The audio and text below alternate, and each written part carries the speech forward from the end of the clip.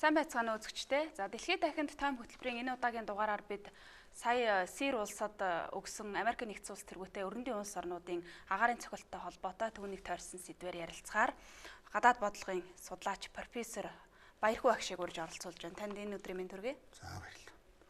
За тэгэхээр хоёулаа өнгөрсөн 7 хоногийн амралтын өдрүүдээр Америк тэргүүтээ өрөндийн улс орнууд СИР-д химийн зэвсэг ашигласан гэдэг ийм үндсэлээр агаарын цохилт өгсөн. За энэ сэдвийг хүндэхийн өмнө бас СИР өрнөдийн харилцааны ужиг асуудлыг мөн СИР улс өөрөө ер нь бүс нутагтаа ямар ч нөлөөтэй улс юм. Ойрогт орнууд өрнөд Оросын энэ зөрчил ер нь хизэнээс ихтэй бэ гэдэг энэ түүхэн үйл явдлаас нь эхлэе гэж бодож байна.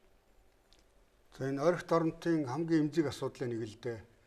Ерөөсөө энэ чинь 1948 онд Израиль улс байгуулагдсанаас эхлээд л СИР бол энэ Араб Израилийн мөргөлдөөнд гол тоглогч болол явчихсан. За 1948 оны Израилийн тусгаар тогтнолын төлөөх дайн гэж Арабын 5 улстай байлтсан. 56 оны Суэцийн хямрал, 67 оны 6 өдрийн дайн, 73 оны дайн гэдэг ингээд дөрвөн дайнд СИР оролцож байсан. 73 онд бол өөрийнхөө Голоны өндөрлөгийг алдчихж нутаг дэвсгэрээр тийм ээ дэмчин тавьж иж нэг дайн зогсоолгосон юм л төвхтэй л дээ. Тэгэхээр бол энэ дөрвөн удаагийн мөргөлдөөний явцад бол хуучин зөвлөлт холбоот улсын талд яаж байсан бэ гэж.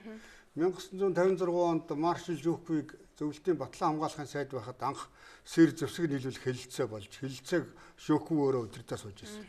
56 оноос хойш зэвсэг нийлүүлсэн. За 67 онд Араб Израилийн мөргөлдөөний дараа зөвлөлтийн коммунист намын төв орооны бүгд турлаас бүр тусгай тогтоол гарч ирсэн 67 оны 6 дугаар сард. Тэр тогтоолоор бол ерөөсөө ойрогт орнуудын улс түмний үндэсний хөгжлийн хөдөлгөөнийг тууштай дэмжинэ. Олон улсын империализм түүний дотор Америк нэгдсэн улсын империализмын өнгөцлөгийг таслан зогсооно гэдэг. Тэгээ 67 оноос хойш одоо даруй 40 гаруй жил Орос маань бол СИР-д өөрийн цэргийн баацтай болох гэж зовж зүдэрч оролдоод дөнгөж цэргийн баацтай болоо тийм ээ хэмээн гэдэг газар байгаа шүү дээ. 15 оноос хойш агаарын цэргийн группийн баац гэж тийм ээ. За нэг 3000-аас 5000 цэргээ суулгаа байж бат сая өнгөрсөн тэр Баасан гарагийн шөнийн үйл явдал болчихсон. Тэгээ ер нь бол Орос 40 жил зовж ойрогт орнод өөрийн гэсэн анхны суурин баацтай болоод өмнө Арабын орнуудад байн холигтуулж, худлаа хэлүүлж, мэхлүүлж, зэвсэг техникээ сул тавьж алдаад тийм ээ. Тэгээ тэр өрөөч авч чадахгүй байсараад ихэнхийн цайруулаад ялангуяа СИР дээр бол СИР бол үнэндээ зөвлөлт холбоот улс одоогийн Оросоор бол тоглоом хийж дуусч байгаа л та. 70-аад оны дунд үеэс тууштай ингээл зэвсэг нийлүүлэл яваад байсан. СИР-ийн армийн зэвсгийн 75% зөвлөлтийн зэвсэг болж хувирсан. Одоо яг дайнд хэрэгжилж байгаа. За тэр 75% зэвсэг гэдэг чинь бол асар их болсон 2005 онд Оросын холбооны улс өрийн цайруулаад 10 тэрбум долларын хүчингү болгоод тавьчихсан. Гэхдээ дахиад нэг баталгаа авсан. Тэр нь бол СИР-ийн засгийн газар Оросоос банк зэвсгийн захиалга өгч зэвсэг авчаана гэсэн нөхцөлтэйгээр тэр 10 тэрбум долларыг бол уучлсан байхгүй. За тэгээд 2015 оноос хойш л одоо хамтын ажиллагаа өрнөд байж байгаа юм. СИР маань бол өөрөө СИР байна, Египт байна, за Йеменч байна, ингээд Йордан байна, ингээд Лив гэдэг ингээд зөвлөлтийн зэвсэг техникийг түгээмэл авч ашиглаж байсан улсууд. Гэхдээ ихэнх нь бол зэвсгийнхээ тэр өрийг төлөөгүй өнгөрцсөн улсууд. Гол нь горилдлогын тасалдсан ойрогт орнуудын улс түмэн үндэсний хөгжлийн хөдөлгөөнөө ялуулаад тэнд социализмын нөөц хүч бий болоод коммунизмын бааз бий болоод ингээд зөвлөлтийн замаар явна гэдэг нь бол ерөөсөө дандаа талаар болоод ингээд нураад унжсэн байхгүй юу. Энийг бол өнөөдөр Орос өөрийнхөө гадаад бодлогод бас сургамж болгож авах хэрэгтэй. Тэгээд яг СИР-д явж нэг Тартус гэдэг хотод нэг Тэнгисийн цэргийн шатхуун цэнгэлдэг нэг жижиг станцтай болж хувирсан. Хэмээмид цэргийн баацтай л байгаа. СИР маань өнөөдөр ямар байдалд вэ нөхдөд зэрэг 2011 онд эхэлсэн Арабын хаврын дараа иргэний дайнд нэрвэгдээд шашин хоорондын мөргөлдөөнд нэрвэгдээд ингээд тэр мөргөлдөөн нь олон улсын шинжтэй болж хувираад нутаг дэвсгэрийнхээ 75% хүртэл тэр лалын террористуудад алдаж үзээд дөнгөж буцааж авах эхлэн тавигдчихээл сая Америкийн цохилт өгчлөө тий. Америкийн цохилтын хариуд Оросын холбооны улс ер нь яагаад хариу арга хэмжээ авсангүй? За ийм асуулт их тавьж байна. Ерөөсөө тэр Америк, Франц, Британийн нис хүчин Пожин цэрэг бол тэр шин цохилт өгсөн шүү дээ. За яагаад Орос хариу барьсангүй вэ? Оросоос юу хүлээж ирсэн бэ гэж. Үндэ ингээ яг Путин ерөнхийлөгчийн өнгөн дээр ялангуяа сая ерөнхийлөгчийн сонгуулийн босгон дээр бид нэр зурагтаар харсан шүү дээ. Оросын армийн зэвсэг техник ямар хэмжээнд шинжлэгдэж байна, ямар агуу зэвсэг техник бүтээж байна гэж тийм ээ. Тэгээ ихэнх нь бол яг компьютерээр зохиоцсон дүрс үзүүлж байсан л да. Тэгээд Оросын зэвсэг хүчинд бол 10 жил тасралтгүй реформ хийж байна. Оросын зэвсэг хүчний реформ бол 2008 оны гүрж Оросын дайнаар анх эхлээд. За орчин үеийн дайнд бол Оросын арим бэлэн биш байна уу гэдгийг бол тэнд сорж үзсэн шиг байна. Ингээд 10 жил Орос маань цэгийн аримдаа реформ хийлээ, цэргийн төсвөө нэмлээ, хамгийн гол нь зэвсэг техникээ орчин үеижүүлэх ийм процесс явж байдаг. За энэ 10 жилийн хугацаанд бол Украин Сирд байлцсан туршлагыг өөртөө хоримтлуулж авлаа. Тэгэхээр бол одоо ингээд сая өнгөрсөн тэр баасан гарагийн тулдааны дараа Америкийн баазууд юм уу, Британийн тэр баазууд руу бөмбөгдөл бодоод хуужинчин гэж бодсон чинь Орос тагч өнгөрсөн. Үүн дээр л олон улс маш их харж байна. Тийм бүр гайхаад байна. Яг Оросын гадаад яам мэдгдэл хийсэн, Кремлийн одоо Путиний хэвлийн төлөөлөгч мэдгдэл хийсэн, олон улсын эрх зүйг зөрчиж байна гэдгийг хэлчихлээ тийм ээ. Энэ Сирд халдлага хийсэн биш, бүр Женевийн хэлэлцээр халдлага хийсэн явдал боллоо гэж гадаад яамны сайд Лавров хэлчихэж байна. А яг цаана Орос ягаад хөдөлсөнгүй гэж.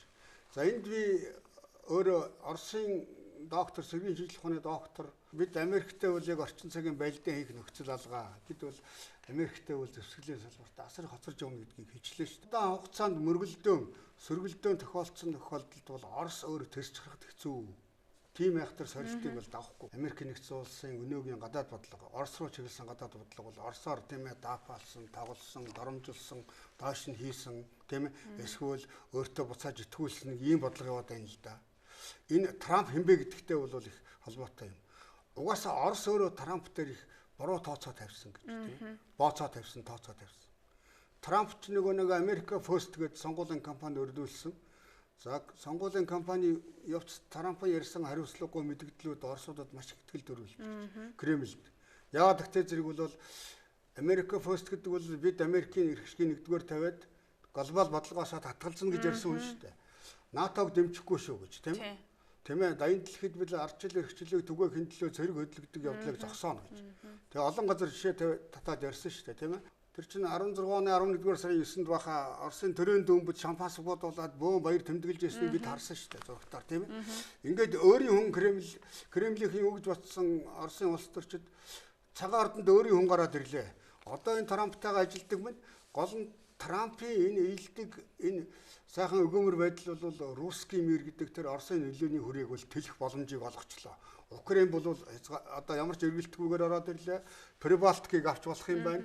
Балтийн тэнгис чөлөөтэй ажиллах юм байна гэд ингээд бодлогоо явуулаад тгсэн чинь Америкийн тэр улс төрийн тогтолцоо юм уу? Трампын цаана байгаа Америкийн тэр улс төрийн тооцоогүй өрчлөөд баярлчихгүй юу? Нөгөөхтөө бас сэтгэл хүлээлгээ жил тойрон ажиллаад ингээд нэг Америк чинь цаана өөрийн тогтолцоо тийм ээ дэлхийн том гүрэн тогтоон барих болоод эсэргүүцэх чадвар бүхий маш хүчтэй систем бүхий тийм улс гэдгийг сая л мэдлээ шүү дээ үндсэндээ тийм бодлого бол бодлогоор явдаг юм байна. Тийм бодлогоор явна. Бүр айхтар харгас бол явах юм байна. Бүр илүү чадaltaй юм гэж.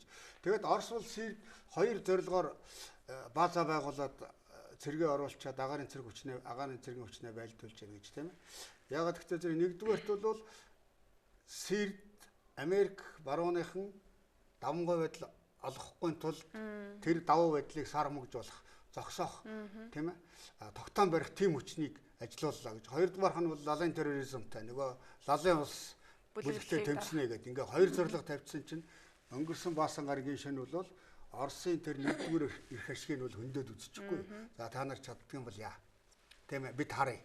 Та нарын тэр сонирхлыг чинь өдөн хатгаад үзье яах нь гэж тийм ээ. Тэгэд тэрэнд нь бол хариу өрсөнгөө гэж.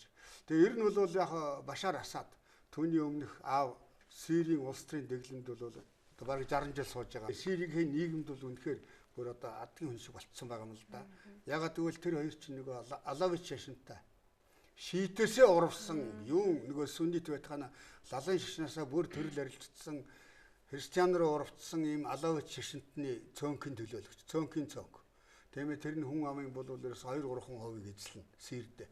Сирийн чинь хүн амын 75% нь бол сүннитүүд байгаа. Тэгээ сүннитүүдийн хэсрэл дайн хийчлэл гэж үзээд байгаа юм л да. Тэгэд нөгөө лалын террорист бүлгүүд 70-80-аараа ярьж байгаа бүлгүүд чинь бүгд сүннитүүдийг хамгаалах ийм нэртэй малгайтай ийм террорист экстремист бүлгүүд байж байгаа. Тэгэхээр бол энэ шашны цөөнхийн цөөнх. Тэгээд ингээд Сирийн ард түмний олонх биш. Тэгээд дарангуйлагч. Тэгээд сая бол энэ чинь баг хагас сая 600 мянган хүний алдсан байна л да. Сүүлийн 7 жилийн байлдаанд. Тэгэхээр бол энэ 700 мянган хүний амь насыг Асадаас нэхэх гээд байгаа. Америк бол энэ Асад бол өөрөө болохгүй дарангуйлагч. Одоо наатахаа авчаа гэсэн. Ийм байр суурин дээр Обама зогсож байсан, Трамп зогсож байна. Тэгээ Асадын дэглэмийг бол дэмжиж байгаа хоёрхан улс байна л да. Орос, Иран. За дэмжиж байгаа бүлэг үйл яг Ливаны Хизболла. Тэр нь бол нөгөө шийтийн шашинтнуудын зэвсэг татраад тийм. Өөр ерөөсөө дэмжиж байгаа улс байхгүй. Арабынхаа орнуудаас хөөгдөд явцсан. Одоо яг өчигдөр бол Арабын улсуудын холбооны сайд нарын форум болж штэ. Европын холбооны комиссар хүртэл очсон сууж байгаа штэ. Тэгэд бол сая хурц асуудлыг ярих нь ярьсан. Гол нь Иран Арабын орнуудын дотоод хэрэгт оролцоод байна. Энэ асуудыг тавьж байгаа нь Сауди Араб байна. Энэ Сирд Америк, Британи, Франц цохилт өгсөнгийг ерөөсөө дурсахгүй байна. Болж гэж байгаа байхгүй юу. Тэгэхээр бол Асад гэдэг маань өнөөдөр бол Арабын ертөнцийн дотор бүрэн ганцаардсан нэг юм дарангуйлагч байж байгаа. Тийм ээ. Дээрэс нь бол энэ ирээвэр хураавар энэ дотроо бол маш олон шашинтантай тийм ээ. Бас үндэстний асуудал ч бай. Хэд хэд хуваагдчихаар ийм улсыг л дөнгөн данган нэгтгэж байгаа тийм ээ. Тэгээ хамгийн гол нь бол Сирийн одоо хил залгаж байгаа хамгийн ойрын одоо Сирд хамгийн нөлөөтэй байж болох Турк маань бол нөгөө НАТО-гийнхан ерөнхий бодлогын хүрээнд малгайн дор бол сая өнгөрсөн Баасан гарагийн агаарын цогцолтыг 100% дэмжижээ сууж. Тэгэхээр бол Турк Оросын хоорондын харилцаанд өнөөдөр анц цав гараад ирэхэд бол яг ойрхон болцсон байна. За одоо олон улсын ч тэр ер нь энгийн иргэдийн анхаарж байгаа нэг зүйл бол Сирийн засгийн газарт ер нь ингэж химийн зэвсэг ашиглаад байх химийн зэвсэг ер нь байгаа мó. Өмнө нь энэ чинь олон улсын шинжээчдийн хараа хяналтанд ороо химийн зэвсгээ устгацсан бидтэй. Гэхдээ химийн зэвсэг ашигласан гэд ингээд ах юм аа гэд үүн дээр их анхаарч байна. Тэгээ ер нь химийн зэвсэг бол нэлээд их өргөн дэлгүүр хүрээнд байсан шүү дээ. Бага. Гондо Зөвлөл бот улс төр 67 оны намын төвөр оныхоо тогтоолын дагуу Сирийг бол 70-аад оноос эхэлж уггүй зэвсгэлсэн гэж ярьлаа шүү дээ. 10 тэрбум долларын зэвсгийн өрийг цайруулчлаа гэлээ шүү дээ. Тэгэхээр бол 10 тэрбум доллар гэдэг чинь бол бас их том тоо шүү. Тэгэд тэр 70-аад оноос хойш авсан зэвсэг техник. За 73 оны дайнд нэг жоохон ашигласан баг. Тэрнээс хойш ерөөсөө ашиглахгүй байсаар сая Арабын хаврын дараах дотоодын дайнд хэрэгжилж шүү дээ тэрийг зэвсэг техник. Тэнд бол Оросын дээрвийн зөвлөлтийн үйлдвэрлэсэн химийн зэвсэг маш ихээр байсан. Тэгээ одоо гол нь Зарийн хор тийм ээ. Тэгээ Израиль бол ерөөсөө Арабаас тийм ээ хөрш Арабын орн Сириэс бол химийн зэвсгийн давталгаа хизээд бэлэн одоо харавчж магадгүй гэж байнга сургуульд хийж яадаг бүгдээрээ нөхөн зойр бэлтгэсэн тийм ээ. Олон улсын химийн зэвсэг хориглох байгууллагаас энийг шалгаа тогтоогоод эцсийн болгоцсон уу гэвэл бас асуудалтай байна. Одоо Джон Болтон гэдэг Америкийн нэгдсэн улсын ерөнхийлөгчийн зөвлөхөөр орж ирж байгаа нэг айхтар харцаг гэд нэрлэдэг байгаа шүү дээ. Нүүбэд Америкийн төлөөлөгч байсан хүн бол Оростой харилцаа сайжруулах нөхцөл гээд өчигдөр үлөө заачих шал тийм. За Лондонд Скрипалийг ордуулсан химийн зэвсгээр ордуулсан гэдгээ зөвшөөрч. Сирд химийн зэвсэг хэрэглүүлсэн гэдгээ зөвшөөрч. Түүний дараа хэдүүлээ харилцаа сайжруулах ярий гэдэг ингээд энэ ч одоо тавлагч байгаа юм шиг доромжиж байгаа юм шиг тийм ээ. Бүр ерөөсө доог хийж байгаа байдалтай ингээд ярьцсан байна л да. Тэгэхээр би энэ Джон Болтон ч юм уу энэ Америкийн бодлого бол бүр огт санамсаргүй зүйл гэж бодохгүй байна л да. Сирийн химийн зэвсгийн асуудлыг чинь бол G7 одоо 7-гийн бүлэг хамгийн өндөр хөгжилтэй капиталист 7 орн долуулаа санал нэгтээ дэмжиж байна. Европын холбоо дэмжиж байна. Тэгээд нөгөө химийн зэвсэг хориглох байгууллага олон улсын байгууллага дэмжиж байна. Тэгэхээр зэрэг бол над Оросын талд дуурч байгаа нь хэмбэ. Яг Оросын өөрийн сортол нэвтрүүлэг Сир за өөр нэрлэхэд бол хэцүү болчих гээд байгаа. Хятад улс нэг ерөнхийдөө дэмжиж байгаа олон улсын хууль дүрмийг та нар зөрчөөд байна гэдэг мэдээлэл гаргасан байна лээ тий. За тэгэхээр энэ Сирийн хямрал ер нь их гүрнүүдээс ямар байр суурь гарч иж ямар шийдвэр гарч иж энэ хямрал эцэс болох вэ? Ер нь ойрын үед дуусах юм шинж тэмдэг ажиглагдах юм уу? Сирийн хямрал ойрын үед бол зөв зөмдөө ороод ингээд зогсоологдно гэдэгт бол итгэл бараг байхгүй. Яг тэгвэл нэгэн тал тэр Асадын дэглэм байж явах юм бол тэр Арабын социалист зэрэг мандалтын нам гэдэг юм Дамаскт байж л явах юм бол тийм ээ. За тэгээд Орос тэрийг бол цэргээр хамгаалаад агаарын цэргээр хамгаалаад байж л явах юм бол энэ Сирд бол иргэний дан тэр сүнитүүдийн бослого тэмцэл хөдөлгөөн тасрахгүй өрнөх шинжтэй байна. За яг лалын улсын үндсэндээ устгаад дуусчих. Одоо Иракаас устгаа дуусчлаа тийм ээ. Одоо Сирь рүү орж иж устгаж байна. Иракийн агарын цэргийн хүчин Сирийн хил давж өмбөгдөж штэ. За ингээ яг устгаа дуусчээ. Тэр 70-80 лалын бүлгэл байна устгах чи. Гэтэ нэг ард түмний тархинд байгаа энэ мусан ад үзэгдсэн алавитүүд шийтүүдийг зайлуулъя гэдэг тэр сүнитүүдийн үзэл бодлыг яах юм? Шашны төрчлийг хааш нэх вэ? Гэдэг асуудал гарч ирнэ л дээ.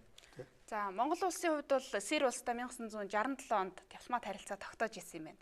Тэгэхээр иргэд бас Сирьтэй манайх ер нь ямар харилцаатай байдığım бол энэ хямралд нь ямар байр суурь баримталтын бол гэж их сонирхдаг юм байна лээ. Монгол Сирийн хооронд бол харилцаа гэхээр юм байна. 90-ад оноос өмнө Монгол Ардын хавьсгалт намын их хуралд Сирийн коммунист намын төлөөлөгчд айлчилж ирсэн баримт байдгийг 1-2 хүн тийм ээ. Намын их хурал чинь 5 жилд нэг удаа хуралдахад бол олон улсын коммунист ажилтны хөдөлгөөний том дэмжлэгтэй байна гэдгийг харуулахын тулд урьжсэн байдгийг тэргээр нь ирсэн байдаг.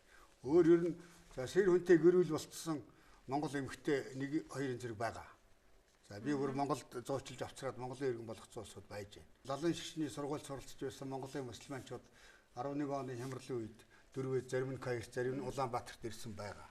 Өөрөөр Сирь Монголын хооронд ямар нэгэн харилцаа байгаа. Сирьд Монголын ямар нэгэн ашиг сонирхол байхгүй, Сирээс Монголд бас байх. Сирийн энэ улс төрийн хямрал бол гол нь тийм ээ энэ засаглалын хямрал, шашны хямрал, мөргөлдөөн, энэ дан ингийн асуудлыг бол зөвхөн улс төрийн яриа хэлцээний замаар шийдээсэй гэдэг л дэлхийн нийтийн нэгдсэн ерөнхий байр суурь Монгол түүнээс бол хазаахгүй л гэж би бодож байна л да. Тэгэхээр бол одоо ямар ч байсан тэр шудраг сонгуулаа хийгээд асаад ялдгийн бол ялаад ялахгүй бол одоо тэгээ бариа тавиад явдаг юм уу яадаг тэр сүннитүүдийн олон гэр шиг юу байх нь гол нь Арабын орнуудынхаа хүрээлэлд эргэж орохын тулд яах юм. Одоо Сирь чи хамгийн их дайсагнсан улс нь Арабын хамгийн хүчрхэг гүрэн Сауди Араб болчиход байна шүү дээ. Бүр санхүүжүүлээд зэвсэглээд тэр сүннитүүдийн бол 7-8 жил байлдууллаа шүү дээ. Одоо хангалттай боллоо. Харлаа тэрийг. За сүүлийн асуулт. Яг өнөөдөр олон улсын хүрээнд анхаарал татж байгаа нэг сэдвээр танаас нэг тодруулга авчи. Умар Солонгосын удирдагч өмнөх одоо яг түүхийн нэгэн адилаар л бас цөмийн зэвсгээс ухарна цөмийн туршилт, пуужингийн туршилтаа зогсооно гэдээ мэдээлэл хийчлээ. Энэ юу н ямар учир агуулгатай юм болчихвоо? Энэ 20 жилийн түүхийг бид нэр бас эргэж санах хэрэгтэй юм аа. Бүр Ким Ир Сений үеэс ярина да. Хүйтэн дайнд дууссаны дараа цөмийн зэвсгээ асуудал гараад ирсэн шүү дээ. Тэгэл нөгөө цөмийн зөрчилтийг бүх нийтээр бүрэн хориглох тухай гэрээ байна. Тийм ээ. Ингээд солонгосын чинь шахацсан хоёр солонгос нэгдсэн үндэсний байгууллагын хаалга татдаг хоёулаа гишүүн болдог. За нэгдсэн үндэсний байгууллагын шалгалт болоод явцсан. Тэгт нь бол Ким Ир Сений үед 92-93 онд нэгдсэн үндэсний байгууллагаас гарна гишүүнчлээ болиулна гэж баахан давхсан тийм ээ. За ингээд бүр болохгүй болохоор Америк нэгдсэн улсын ерөнхийлөгч асан Жимми Картер 38 дугаар параллелоор машинаар нэвтэрч гараад Ким Ир Сентэй уулзаад ингээд нэг юм төвшрүүлээд тавьсан. Ким Ир Сен нас орсон хүүний засгийн эрх аваад нөгөө эрчийг чангалсан. Тэгэхээр н Америк дахиад боолт тэгээд төрийн нэрмжийн дараа Олбратыг илгээсэн. Тийм ээ. За дахиад нэг эрчин суларсан.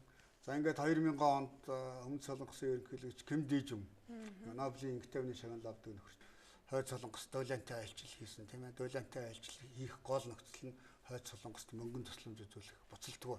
Нөгөөхийг авчаал буцаал Кимчи Ирзүмийн зэвсэг рүүгээ буцаал орчихсон айлгал тийм ээ. Номынхон дахиад очсон, дахиад гэж яхаа амлал дахиад алга болсон. За тэрээс хойш бол сүүлийн 10 жил цөмийн зэвсэг фуужингаар хөөцөлдлөө. Мөнжийн Кимчин өн хоёр одоо 38 дугаар параллел дээр уулзахаар болж явах шиг байна тийм ээ. Уул нь энэ Кимчин өөний хэлцэн ширээн цуулах тэр үүрэг бол Оросын талд байх нь гэж Оросууд өөрсдөө ярьж ирсэн тийм ээ. Яг гэхдээ зэрэг Хойд Солонгосын энэ цөмийн зэвсэг фуужин бүтээгдэхэд Оросын оюун тарих, Оросын мэргэжилтнүүд, Оросын мөнгө цаас технологи Оросын байгаа. Зөвлөлт холбоот улсын үеэс. Тийм учраас тоглолтын гол зохион байгуулагч нь бий байна, бие тоглогч нь байна. Тийм ээ, эрэг шургийг чангалах хүн бий байна гэж Путин түүний захиргаа үзэж ирсэн. Тэгээ Путин бол Пхеньянд нэгж очиод уулзаад ингээд Кимчин үнийг Москвад авцраад, Трампыг авцраад ингээд нэг уулзалт хийлгэж гэсэн тийм төлөвлөгөө байсан Кремльд. Ингэж яасан чинь нөгөөтгөө хятад алдсан гэж. Яг тэгвэл Путинийг тийм төлөвлөгөө зохиож явахт бол Хятад Америк хоёр далдуур Хойд Солонгосын цөмийн аюулгүй байдлын асуудлыг айл хэлцээд эхэлсэн байсан. Гондоо нодлон баха Трамп ерөнхийлөгч болоод анхны хүндэт зочноор Хятадын даргаыг удирдах Си Жинпинийг урьж авчихсан шүү дээ тийм ээ. Тэгэхэд бол яг Пентагонд бол Хятад Америкийн цэргийн мэргэжилтнүүд цөмийн зэвсгийн асуудлаар Солонгосын цөмийн зэвсгийн асуудлаар дугуй чойны уулзалтанд суулцсан байсан. Одоо бол Хятадын батлан хамгаалахын Пентагоны хооронд бол шууд харилцаатай болчихсон. Хойд Солонгосын цөмийн зэвсгийн асуудлаар бол тохиролцож, ярилцаж, зөвлөлдөж байна л доо. Яг ийм фон дээр Кимчин Бээжинд ирээд тийм ээ. Тэгээд тэр цөмийн зэвсгээс татгалзах, уулзалтанд оролцох амлалт өгөөд тийм ээ. Тэгэхээр бол тоглоомны гол эзэн нь бол өнөөдөр хятад болчихсон байхгүй. Хятад бол ерөөсөө гол асуудлыг гартаа барьж байгаа. Хятадын тавьж байгаа ганцхан шаардлага байгаа. Дэглэм солих, цөмийн зэвсгээс татгалзуулах хоёр тусдаа өөр асуудлаа. Сонирхолтой ярилцлага өрнүүлсэн танд баярлалаа. За бидний өнөөдрийн зочин гадаад бодлого судлаач профессор Баярхүү байлаа. Бидний хөтөлбөрийг сонгон үзсэн үзэгчид та бүхэндээ баярлалаа.